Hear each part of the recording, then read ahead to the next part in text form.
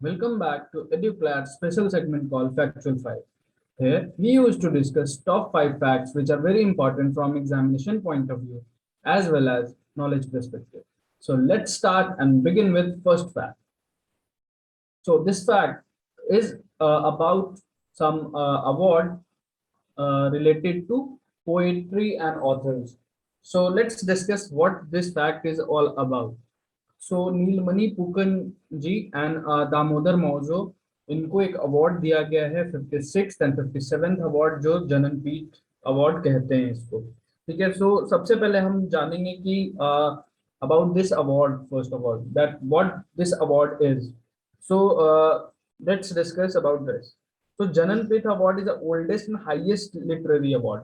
सो ये जो अवार्ड है ये लिटरेरी अवार्ड है। ये जो नोवेलिस्ट होते हैं, जो ऑथर्स होते हैं, उनके कॉन्ट्रीब्यूशंस टुवर्ड्स लिटरेचर उसमें उसके लिए दिया जाता है। ठीक है, सो दिस जननपीठ अवार्ड जो है उसका जो 56 संस्करण था, और you can say 56 edition of this award goes to Neelmani Phukanji, and the 57th edition is awarded to Damodar Mauzo. सो जो नीलमणि फुकन जी हैं वो आसमी पोएट हैं, एंड दामोदर माउजो जो है वो कोंकणी नोवेलिस्ट हैं। ठीक है, सो अब हम थोड़ी सी बात करते हैं ये एग्जैक्टली अवार्ड है क्या। तो हमने जाना कि ये this award is a highest and oldest literary award, ठीक है, in India, and award is honoured annually by Bharatiya Jnanpith to an author for their contribution towards literature. ठीक है, अब जैसा हमने बात किया कि ये अवार्ड क्या है, ये अवार्ड लिटरेचर के लिए दिया जाता है। लिटरेचर में जो पोएट्स हैं, जो ऑथर्स हैं, उनके हाईएस्ट कंट्रीब्यूशन के लिए दिया जाता है। और ये सब बहुत पुराना और सबसे हाईएस्ट, अगर लिटरेचर में बात करूं तो उसमें जो सबसे हाईएस्ट अवार्ड है वो जननपीठ अवार्ड है।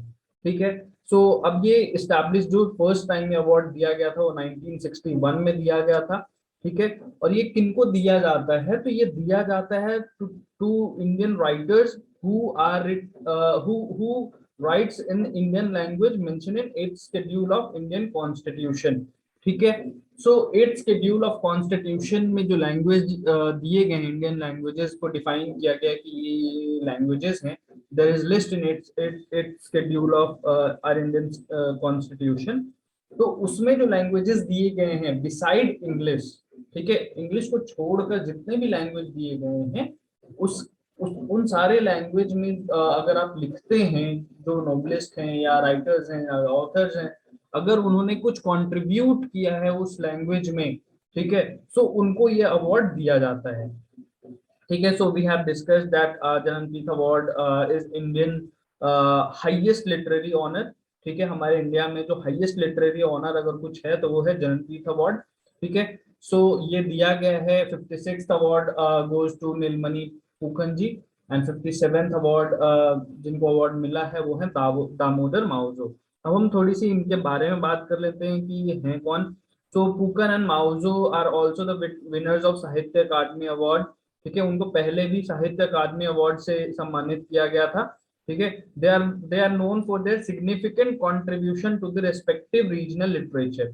ठीक है, तो इनके जो रीजनल लिटरेचर है, ठीक है, उन उसमें इनका बहुत बड़ा योगदान है। ये दोनों अपने, जैसे आसाम के हैं फुकन जी, तो उन्होंने उसमें बहुत ज्यादा कंट्रीब्यूट किया है। सिमिलरली कोंकणी में मिस्टर माउजो ने बहुत कंट्रीब्यूट किया है। तो उनके जो भी उनका जो कंट्रीब्यूशन है towards their regional language, towards their regional literature, उसको कंसिडर करते हुए दे हैव दी जननपीठ जो बॉडी है, जो जननपीठ अवार्ड का जो ऑर्गेनाइजिंग बॉडी है, उन्होंने ये अवार्ड इनको सम्मान करने के लिए दिया है।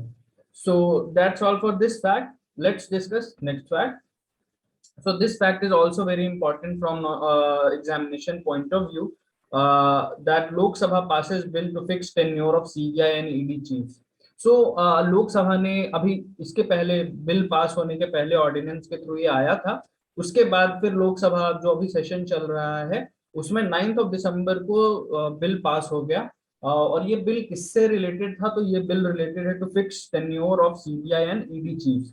So Lok Sabha on Thursday passed two bills to fix the tenure of directors of the Central Bureau of Investigation, that is CBI, and the Enforcement of Directorate, that is ED, to a maximum of 5 years. ठीक है, तो यहाँ पे इस bill के through क्या किया है इन्होंने,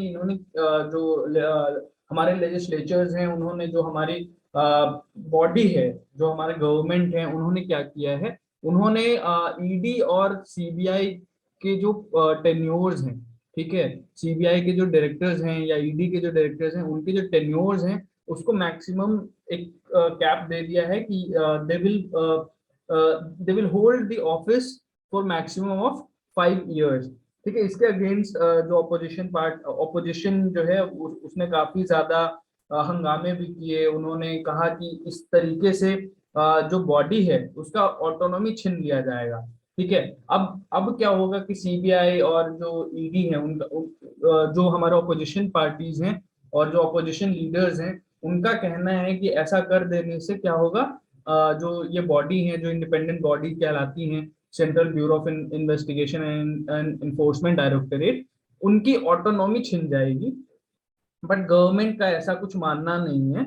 गवर्नमेंट इसके पीछे का रीजन दे रही है कि दी डायरेक्टर्स विल वर्क इन अ वे, क्योंकि उनका कहना है कि अगर इस तरीके का एक सेटअप तैयार हो जाएगा कि डायरेक्टर का एक फिक्स टेन्योर होगा, तो they will work rigorously and the speedy disposal of cases can be bring down. ठीक है, तो इससे पेंडेंसी कम, जो गवर्नमेंट का कहना है, दे हैव आर्ग्यूड दैट कि जो पेंडेंसी ऑफ केसेस है वो सुधर जाएगी और उसके बाद फिर डिस्पोजल ऑफ केसेस जल्दी होंगे। ठीक है, ये हमारे जो मिनिस्टर है, minister of personal Jitendra Singh ने कहा ये बात, और उसके बाद फिर ये जो बिल है वो पास हो गया। ठीक है, वॉइस वोट से। So now let's move towards next fact that is also very important. This fact is important from international perspective, and this is one of the most important news from international field. So this fact is this fact is about the Chancellor of Germany. So Olaf Scholz takes over from Merkel as Chancellor. So Germany में जो Chancellor थी Angela Merkel, उनका tenure अब खत्म हुआ। After 16 year of tenure, उनके बाद अभी जो जर्मनी के जो नए चांसलर बने हैं उनका नाम है ऑल्फ स्कॉलेज। ठीक है, so this is also very important fact that the Olaf Scholz takes over from Merkel as chancellor. So ये जो चांसलर होता है वो क्या होता है, तो so the chancellor of Germany is officially called as federal chancellor of federal republic of Germany.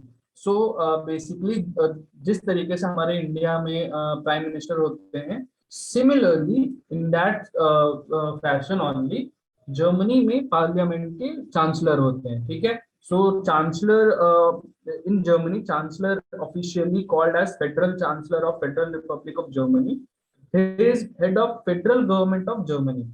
So basically federal head कहे जाते हैं जो जर्मनी के जो चांसलर होते हैं।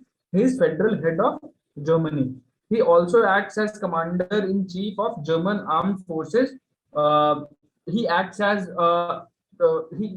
that chancellor acts as the chief of German armed forces during war time and any time. हमारे India में जिस तरीके से प्रेसिडेंट के पास वो पावर होती है कि he acts as a commander-in-chief of all those army. ठीक है, similarly in the same fashion, chancellor जो है, chancellor is a chief of German arm forces. ठीक है, is a chief executive of federal cabinet and heads it's executive branch. So chancellor in Germany is a very the one of the topmost legislature thing and the executive thing. ठीक है, so अब मैं बात करता हूँ parliament of Germany के जो जिन्होंने इलेक्ट किया है ऑल्फ स्कॉलेज को as a ninth post of chancellor. ठीक है, so on 8th of December 2021 इन्होंने ऑफिस को संभाला है and he replaces Angela Merkel as a chancellor. ठीक है, उनका टेन्योर 16 साल का था। ठीक है, so this that's all for this fact. Let's move towards the next fact, that is about the BCCI announced today that Delhi batter Yasdol will lead 20 member of India squad in upcoming under 19 Asia Cup. ठीक है, तो under 19 Asia cup जो होने वाला है अभी from 23 December in UAE, वहां पे बीसीसीआई ने अनाउंस किया है that under 19 Asia cup team will be led by Yash Dhull. So this is all about today's top 5 facts. So we have discussed 5 facts which is related to the Janan Peeth Award, and the next fact is about to the bill which ensure or fix tenures of CBI and ED chiefs. And the next fact we have discussed is about the Saryu Canal, that PM Modi will inaugurate Saryu Canal on December 11, and we have discussed about the Saryu Canal. Okay, so and we have also discussed about the German new chancellor Mr. Olaf Scholz, जिन्होंने Angela Merkel को replace किया है. And lastly, we have discussed the that Yash Dhul will lead under 19 Asia Cup Indian team. So that's all for today. Let's meet tomorrow. Thank you.